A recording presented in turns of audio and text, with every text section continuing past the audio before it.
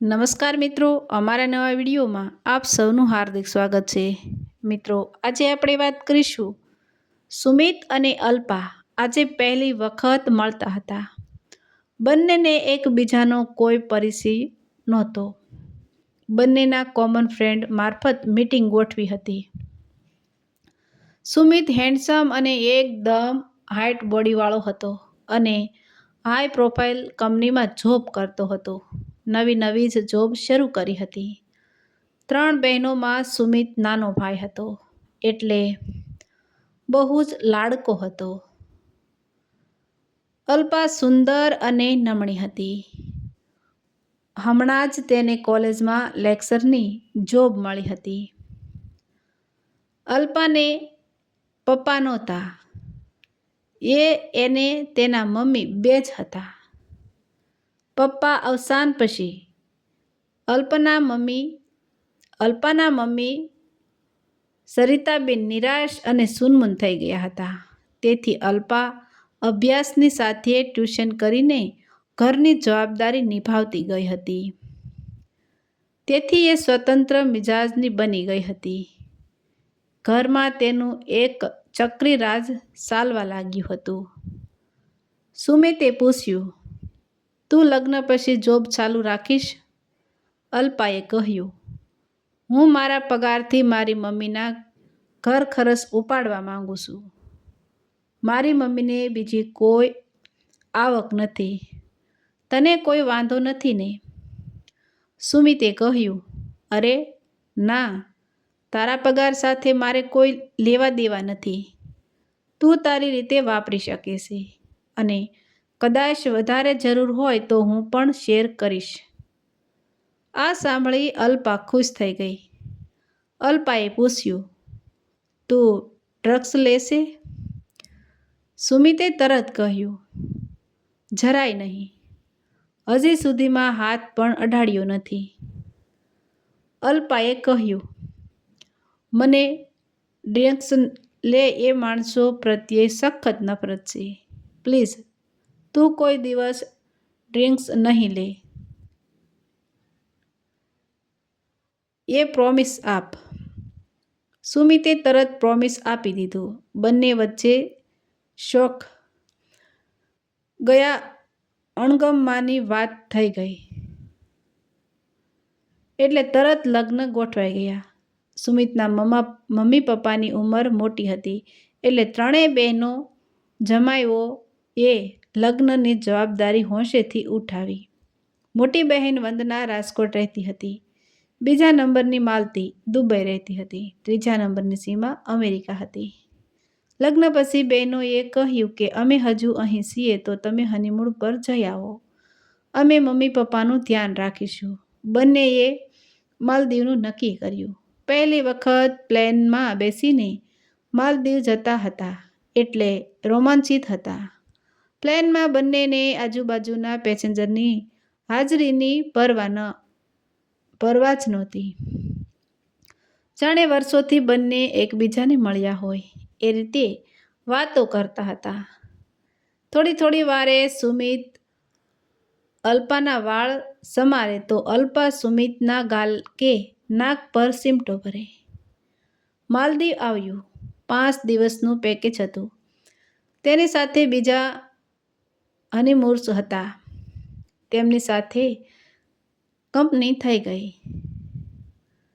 બધે સાથે ફરવા ગયા। સાંજ પડી એટલે દરિયા કિનારે તેમના સાથી હતા તેમણે બિયર મંગાવ્યા અને સુમિતને ઓફર કરી। સુમિતે વિવેકથી ના કહી। તેનામાં એક ફ્રેન્ડે મસ્કરી કરી, તો પછી અહીં હનીમૂન કરવા આવ્યા શું કામ? અલ્પા એકદમ ભડકી અને બોલી, અમે પીવા નથી આવ્યા, ડ્રિંક્સ લેવું ન લેવું એ અમારી મરજી છે। બધે સોપો પડી ગયો। સુમિત પણ ઝંખવાઈ ગયો। થોડીવાર બધા ઔપચારિક વાતો કરી છૂટા પડી ગયા। રૂમમાં આવી સુમિતે કહ્યું, અલ્પુ, બધી જ વાતો હળવાશથી લેવાની। અહીં બધા એન્જોય કરવા આવ્યા છે। તારા વર્તનથી વાતાવરણ ભારેખમ થઈ ગયું। અલ્પા બોલી. મને એ લોકો સામે વાંધો નથી, મને રિક્સ સામે વાંધો છે. હનીમૂનની મજા ન બગડે એટલે સુમિત ચૂપ રહ્યો. મીઠી લડાઈ ઝઘડા અને પ્યારમાં 5 દિવસ પૂરા થયા અને મુંબઈ પરત ફર્યા. ઘરે આવીને ત્રણેય બહેનો બહુ ખુશ થઈ ગયા. અલ્પાએ તેને ત્રણેય નણંદ માટે પર્સ અને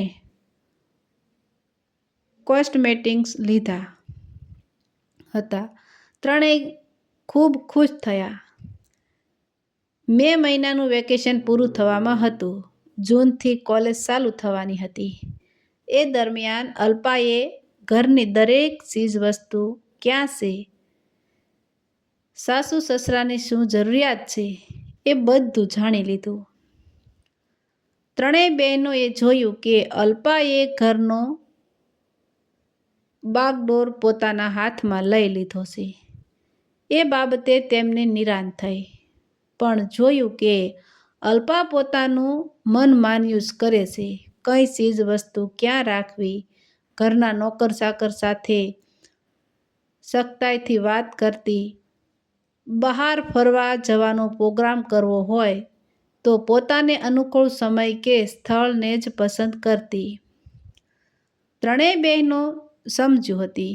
ભાઈના નવા લગ્ન થયા છે, તેણે ક્લેશ થાય એવું જણાવવા ન દેવું. 2-3 દિવસમાં પોતપોતાના ઘરે રવાના થઈ ગઈ. કોલેજ શરૂ થઈ.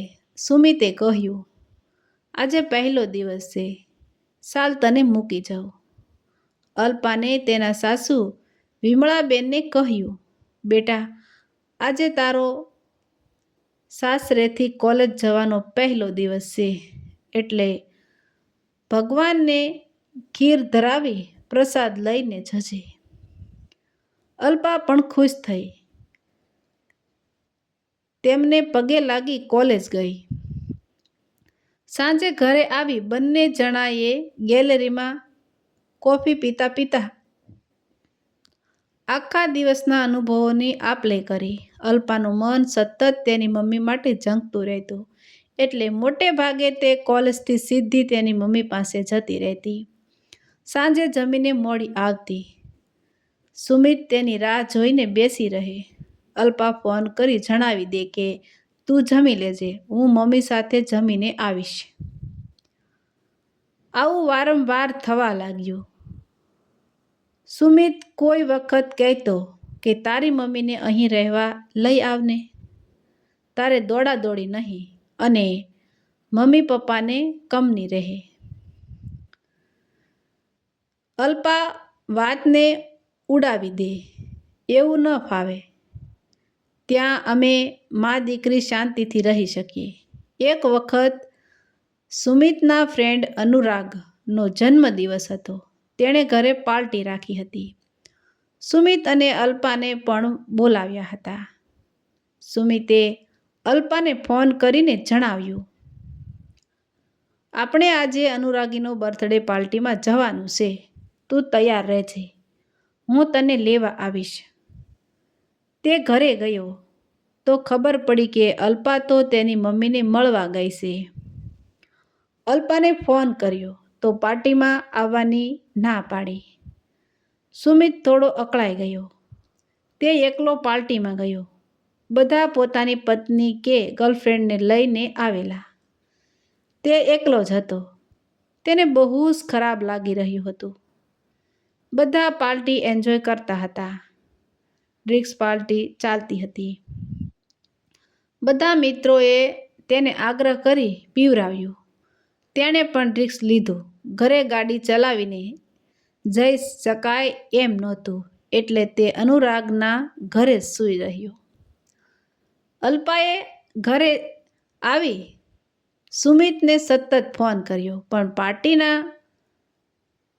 શોરબકોરમાં રિંગ સાંભળી જ નહીં.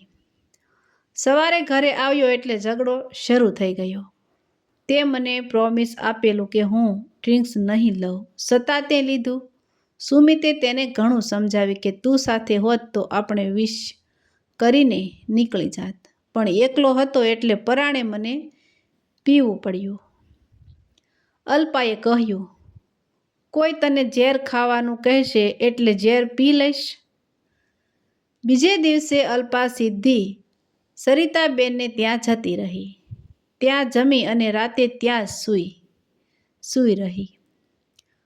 મોડે સુધી સુમિતે રાહ જોઈ ફોન કર્યો તો સરિતાબેને ફોન ઉપાડ્યો અને કહ્યું, અલ્પુ સૂઈ ગઈ છે અને અહીંથી સીધી કોલેજ જશે એવું કહીને સૂતી છે. સુમિત ધૂંધવાઈ ગયો. બીજે દિવસે તે બારમાં જઈ બિયર પીને મોડેથી ઘરે આવ્યો. અલ્પા ઘરે આવી ગઈ હતી. સુમિતની હાલત જોઈ સમજી ગઈ અને ઝઘડો શરૂ કર્યો. 2-3 દિવસ ઘરનું વાતાવરણ તંગ રહ્યું. સુમિતના મમ્મી પપ્પાનો તો રૂમમાં બેસી પૂજાપાઠ કરે અને સાંભળી રહે, કશું બોલે નહીં. હવે તો એવું થવા માંડ્યું કે અલ્પા તેના સાસુ સસરાનું ધ્યાન રાખતી તે પણ બંધ કરી દીધું. ઘરની ચીજવસ્તુ લાવવાની બાબતમાં પણ ધ્યાન નહોતી આપતી. ઘરનું તંત્ર પણ વેરવિખેર થઈ ગયું. વિમળાબેનને વંદનાને ફોન પર વિગતથી વાત કરી.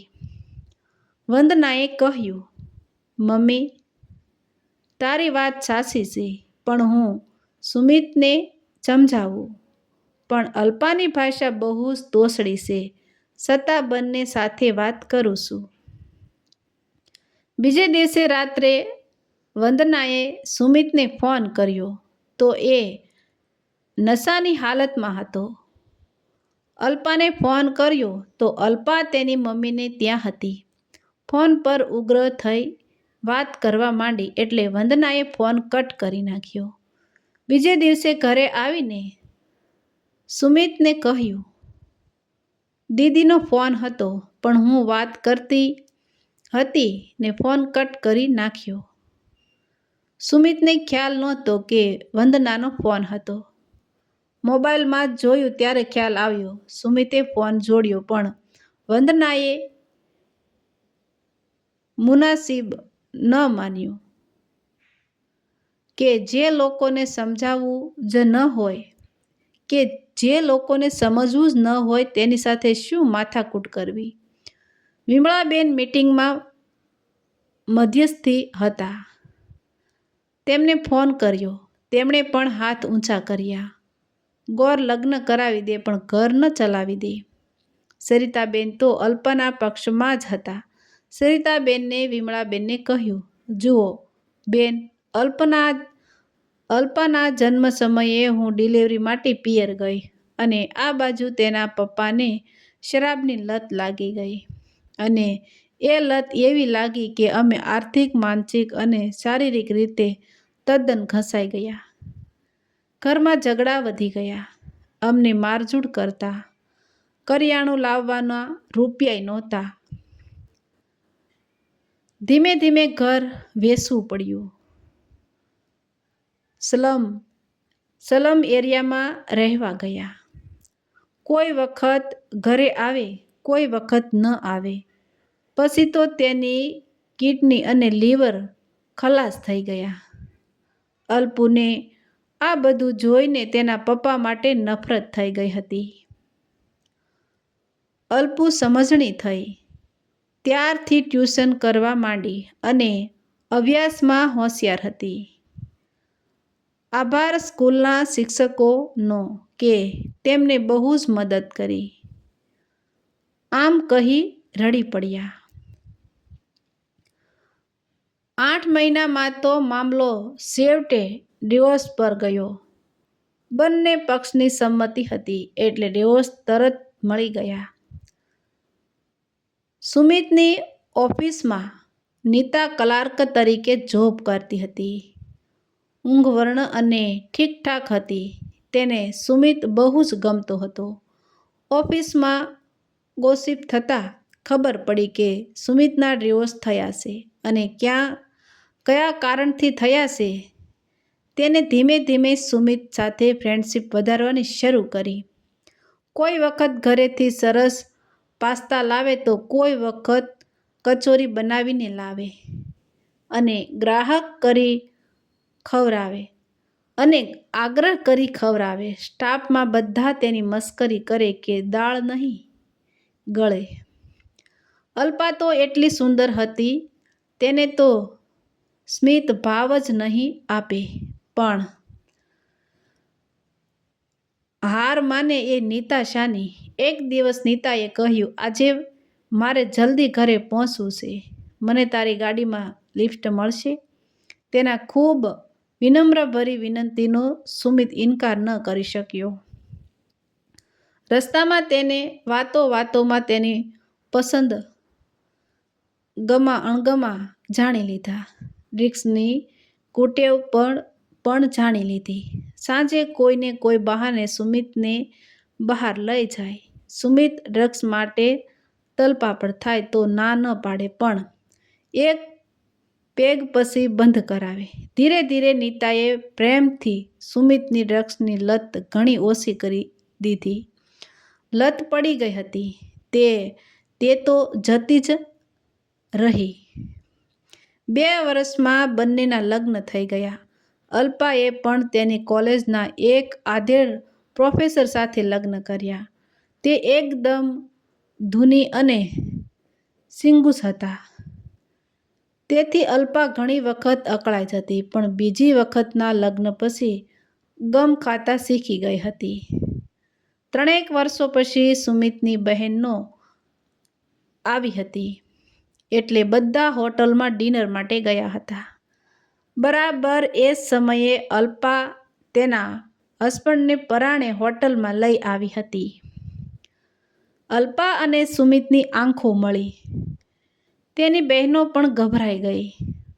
વંદનાએ નીતાને કાનમાં સમજાવી દીધું. બંને એકબીજાને જોઈને સમજી ગયા કે કોણે કેટલું ગુમાવ્યું અને કેટલું પામ્યા. પણ સુમિત મનોમન ખુશ થયો કે મને સમજી શકે અને મને પ્રેમ આપી શકે એવી જીવનસાથી મળી છે. અલ્પાને થયું કે કાશ મેં થોડી ધીરજ રાખીને સુમિતને સમય આપ્યો હોત તો અત્યારે નીતાની જગ્યાએ હું બધા સાથે આનંદ કરતી હોત. તો મિત્રો, આવા જ નવા વિડીયો જોવા માટે અમારી ચેનલ લાઇક, શેર અને સબસ્ક્રાઈબ કરજો. વિડીયો સાંભળવા બદલ ધન્યવાદ. તો મિત્રો, કેવી લાગી આ વાત તે તમારો પ્રતિભાવ કોમેન્ટમાં જણાવજો.